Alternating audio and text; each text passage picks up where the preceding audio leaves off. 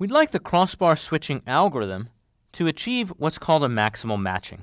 Conceptually, we have a router with n inputs and n outputs, but of course the inputs are also outputs. It's just easier to think about the inputs and outputs being separate when we talk about the switching problem. Now, in each time slot, we would like to achieve a one-to-one mapping between inputs and outputs, which is a matching. And our goal is that the matching should be maximal.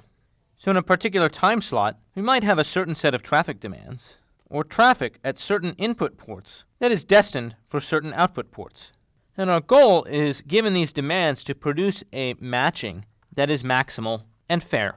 Now, given demands for a particular time slot and the resulting matching, notice that certain demands were not satisfied. These packets that arrived at inputs must wait until the next time slot to be forwarded to the appropriate output port because they couldn't be matched in the same time slot as those shown here. Remember that there must be exactly a one-to-one matching between any inputs and outputs in a particular time slot. Most router crossbars have a notion of speedup, whereby multiple matchings can be performed in the same time slot.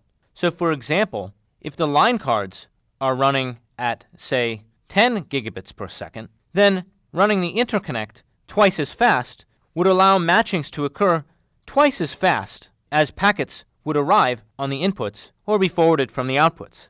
It is thus common practice to run the interconnect at a higher speed than the input and output ports. Just speeding up the interconnect does not solve all problems. Note, for example, that in this set of demands, we have packets arriving at this input port destined for this output port.